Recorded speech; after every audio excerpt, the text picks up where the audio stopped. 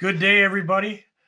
I'm John Russell, owner of the Business Source LLC. I'm here with my good friend and videographer, Jared Whitman from Whitman Media.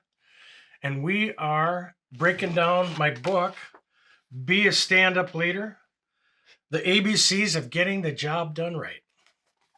So our podcast, called The Pursuit of Being a Stand-Up Leader, is designed to help give you some insight into some tips and tricks that I've learned over several decades, on how not to screw up. So we're going to talk about keeping customers right now. And I've always been in sales. Jared, you've been in sales most of your life. And I find it fascinating that every company that I've ever worked for puts all their energy and effort into getting new business.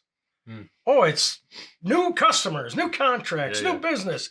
That's all people talk about. Money, money, money. So it was a lot of money to get new customers. Unbelievable. The drive is relentless. Yep. And I have sat back on a couple of occasions, and what about the customers that we already have? Right. Where are they on the list of importance? Yep. And sometimes I don't even think companies care. I think that's a mistake. I can't say with any degree of certainty that I've ever worked for a business that put keeping customers on the priority list. Am I right on that? Have you ever seen that? Yeah. Well, I did that at a job to make sure that we had a current customer marketing strategy to continue to retain and keep our brand in front of those customer retention. Yeah. So you work for a good company that was part of their strategy. That was part of their marketing strategy. But I've also networked with a bunch of companies, home service companies, that are just solely focused on getting new customers. Wow. And doesn't do anything. Yeah. Or it doesn't have anything active for their current customer base, which I think is a huge mistake. All the advertising, all the messaging is all about what are we going to get for new customers? Yep. Let's move into this market. Let's move into this geography. Let's target these new people. Let's go after this group. Let's go after that group. But what about the 60, 70, 80% of your business that happens every day?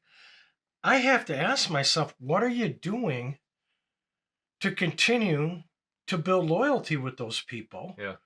Because if you're going out and you're chasing new business all the time, and I've seen this happen where 20 to 30% of your customers are falling out the bottom end, you're never going to get ahead. Yep. The cycle is vicious, and you're just going to keep churning through the same numbers.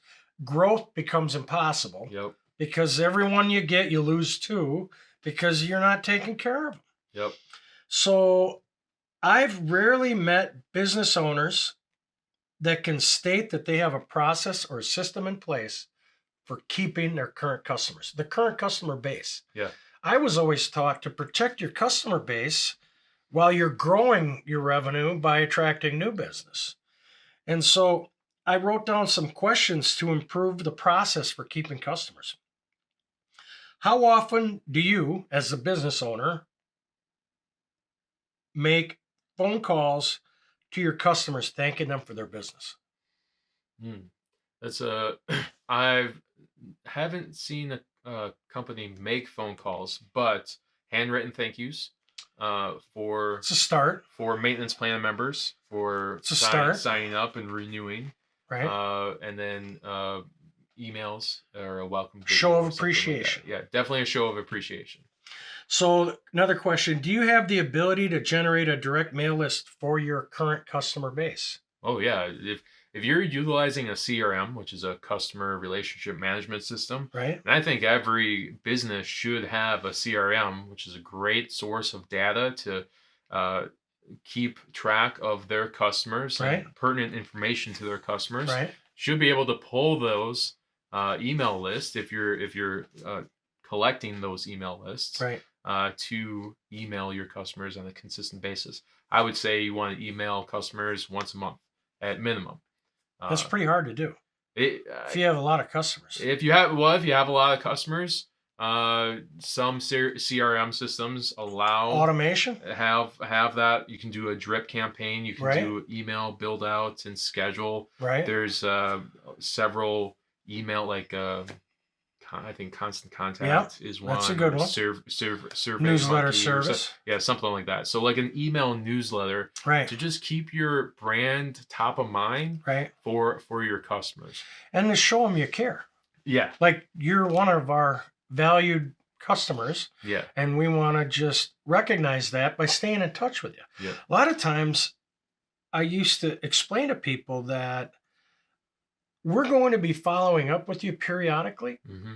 And the reason for that is to keep you informed about anything new that's going on in the market, anything that's new in your industry. Yep. And is it okay if I put you on our follow-up list? And they're like, yeah, no problem. It's always a great question. I love asking questions, even beyond that. Like, hey, is it okay if I follow up with you in 6 months? Or if I don't hear from you by this date, can I send you an email? It's a typical professional sales approach. Yeah, yeah. Which not everybody does, but it's wise to do on a regular basis. I think it continues to build that rapport and that relationship, which is what you want to do when you have customers. You want the brand to be positively looked at by the customer, and the more you're able to make that connection between the brand and the customer, the more opportunities you have to build a long-lasting relationship. Yeah. And what is the lifetime value of a customer? A lot.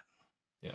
Another question is, have you ever sent something to customers that wasn't a sales offer? Yes. I did this at a company. We did our maintenance plan members. 3,100 maintenance plan members got a 4-pack of beautiful fudge dipped. Yes. Company branded Oreos. Perfect. And a thank you card. What a great customer interaction. Yeah. Just really shows them you care. Yeah. Just like, hey, thank you. Wow. Thank you for being a part of our maintenance plan membership. And then the company won an award for that campaign. And then people were going to social media and being like, our HVAC company just sent us cookies. That builds loyalty. Yeah. And in the old days of when I was heavy into sales training, we always talked about building a wall of service around your existing customer base so they don't fall out the bottom. Yeah. What would your customer think if you sent her a handwritten thank you note? Yeah, I think that's pretty simple. Again, that is not very hard to do. I mean, you could have something scripted for whoever's going to write it, and then sign. Right. Hey, thank you for being a customer. Here's another question. What will the customer's perception of your company be if the owner called to say thank you? Is there anything else we can be doing for you? Wow, that is owner. That's a great thing to do. I think it would be a little difficult if the company has thousands of customers. However, that if you don't have thousands of customers, even if you call 10, yeah. There's a list of who's important and, a rank of your biggest customers all the way down to somebody that's just starting out with you, is small, hasn't been with you as long. Yeah. But why would I discriminate against the person that just became a new customer? Yeah. They're trusting us to take care of them. Yep. And so all I'm saying is most business owners don't take the time to personally connect with a customer to tell them thank you.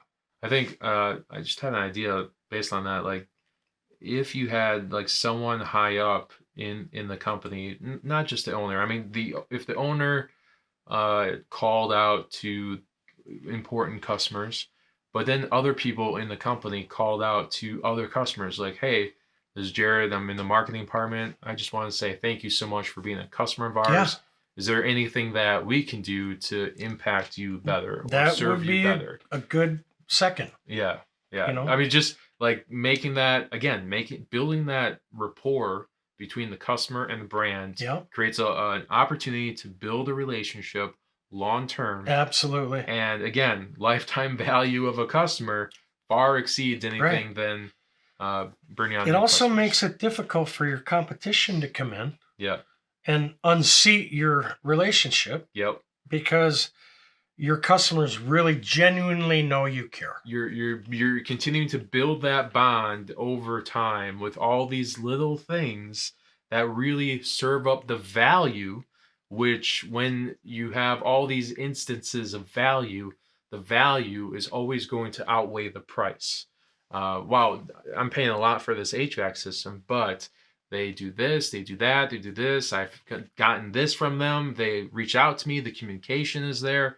I get a little text with the You're image. treating me like a friend. Yeah, I'm treated like family. So now the value Better. far exceeds the price, Right? because there's all these little things in place that Right. continue to integrate the brand inside the customers. Right.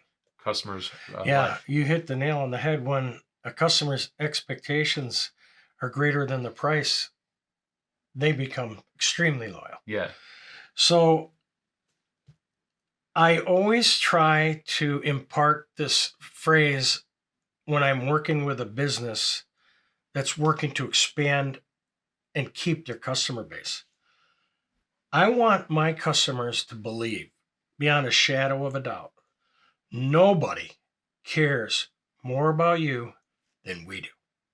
And that takes work, Yeah. it takes a commitment, and it takes a process and a strategy. Yep. So I would like to suggest that all stand-up leaders out there, salespeople out there, it's important that you take the time to protect your current customer base. Keeping your customers is just as important as adding new business. Yep. So when the sale is finalized, this is my advice. Note in your calendar to follow up with your customers at least once within the next 3 months and annually after that, if it's a one-time purchase. Yeah. If it requires regular service, of course, you're going to be in there more often. Yep. But at least put them into a system where you've got a strategy. Yeah. To follow up. Yeah. And make sure they know that you love them. I think another I go to home service companies, like a service-based company. If you're in a customer's home and you notice things like their dog, or they have pets, or they have grandkids, you insert that into your conversation, into your report. Sure. You make notes of that. Right. Well, now you have this personalized piece of information. Right. That allow just super simple to make a note while you're there. Yep. And then put that in the customer's profile within your CRM. Yep. So whoever's contacting them, either handwritten notes, a phone call. Hey, how's little Susie doing with her basketball games? Right. How did she win that big championship? Right.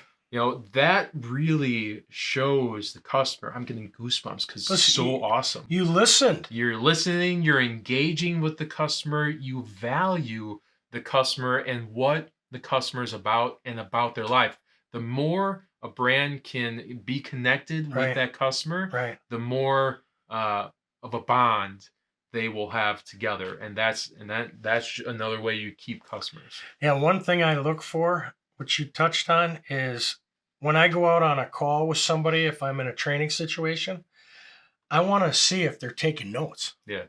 And if I see somebody talking to a customer and they're not taking notes, I kind of am starting to wonder about how are you going to remember the little details that need to go into that customer's folder that next time sets it up so that you're building on that relationship and not winging it. Yeah.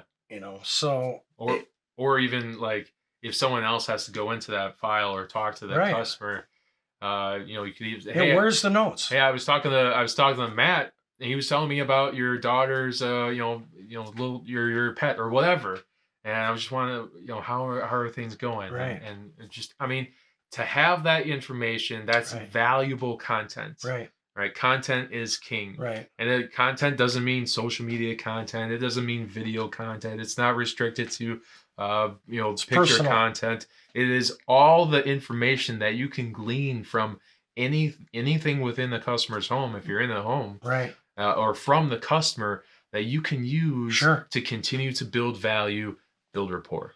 Right. So to summarize, every business wants new customers. Yep. But I look for companies and stand-up leaders who put customer retention as a priority and make it part of the strategy Yep. and not a second thought. And I always want to encourage the business owners, if you want to be a real stand-up leader, pick up the phone yourself and make a few phone calls. You don't have to call every customer, but make a few phone calls and touch on your key accounts and call them up and tell them how much you appreciate them. Go and see them. Yep. Take them out to lunch. Show them how much you appreciate them. And you're going to find that your revenue growth is going to be a lot better than if you're just focused on new business. Right. So that's all I got for this. Yeah. I think